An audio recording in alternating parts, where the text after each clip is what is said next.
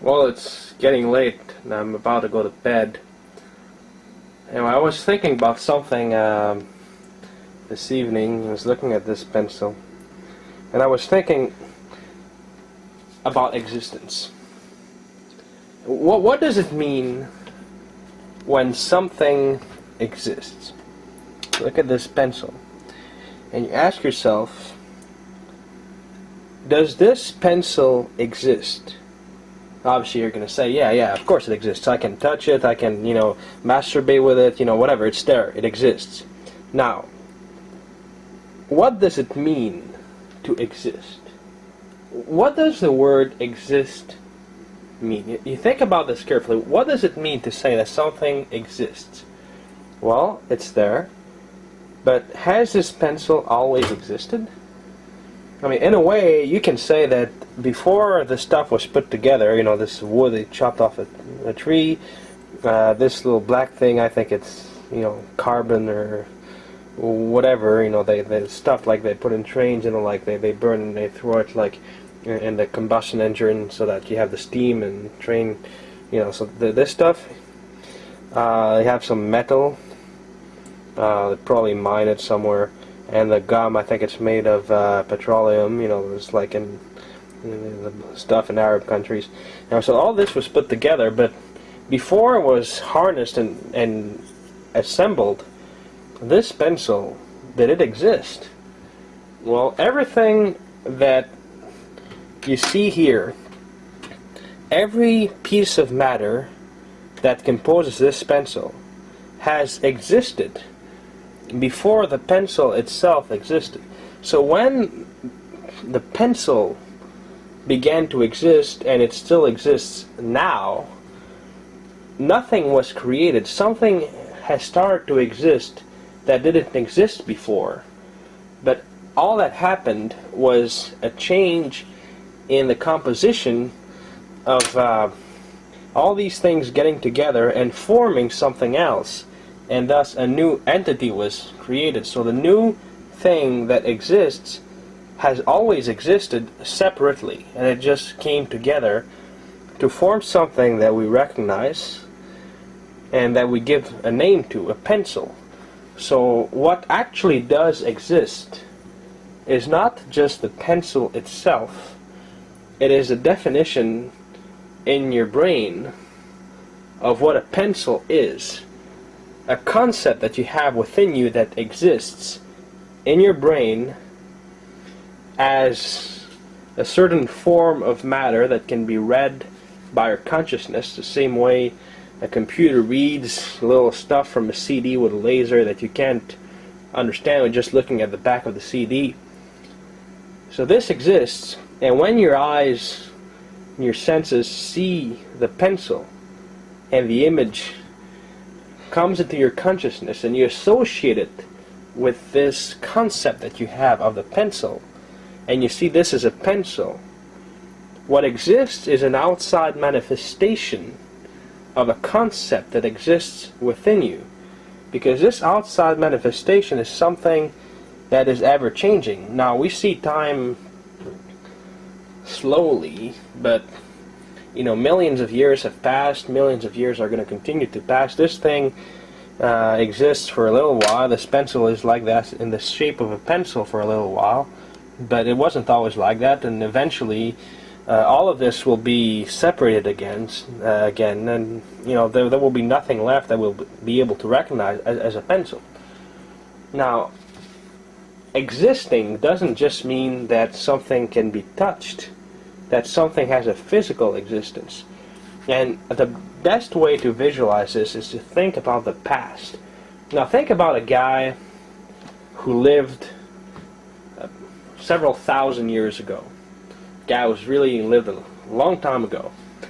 And think about this way. His bodily functions have ceased to exist. It's not just that his body doesn't work anymore. For all practical matters, it doesn't exist anymore. His brain has been completely destroyed. His flesh, his muscles, everything is gone, has changed shape, and the physical structure, the physical matter that composed it has gone somewhere else. And now you have all that's left of the fossilized body, the bones broken into pieces, whatever, in a ditch somewhere. Now you think about this guy and you ask yourself, what kind of person was he? You can say, well, he was a happy person, he had lots of friends, maybe he was arrogant, and you say these things, and you talk about him this way, and you say, well, maybe that's true, maybe it's not true, maybe that's completely false. You see? And when you make a statement, a random statement, for example, this guy, well, anything that had to do with what kind of person he was, say this guy had a positive outlook on life. And so, well, it's not true, he was very pessimistic, he was suicidal. And what is true and what is not true is something that refers to a condition that it doesn't exist now. This person is dead, he is not alive, he has no consciousness, but it used to exist. It exists in the past. The past exists because if the past didn't exist, you couldn't say anything, any statement that would reference something that happened in the past and qualify it to be either true or false, because you would have no reality for the statement to be compared against, to be qualified as either, true or false. Now you think about it, and you realize that the fundamental problem here is that when the past, everything that ever happened, and I'm not just talking about things that can be seen and understood and qualified, but every single movement of matter at the atomic level that has ever happened, all of this exists in the past, but exists today as a consequence, as a natural evolution of things that have happened. So if this man 2,000 years ago did or did not have a positive outlook on life, this random guy that no one's ever heard about, that everybody who knew him died, and no one has any idea now what kind of guy he was, this guy, his positive outlook on life, or negative outlook on life, whatever it was, had an impact on things around him, which kept having an impact more and more, the snowball effect. And even today, somewhere out there in the world, there is a little thing that exists in one particular way that would be different had there been this thing that happened differently back then. Now this can be true as from our layer of existence. The layer of existence is what our senses recognize, what we live, our layers of existence is that this is a pencil. If you go one layer lower, it means that you're going to see things that you can only see in a microscope. If you go one layer higher, it means that you're going to see a solar system and planets. So it doesn't just happen within our layer. All the layers influence each other. So one small movement in the atomic structure of the person's testicle that happened 2,000 years ago, that had an impact that no one could see right away. No one could see the movement at this level, had an impact on the layer above it, and a chain reaction that led to things that we could see and hear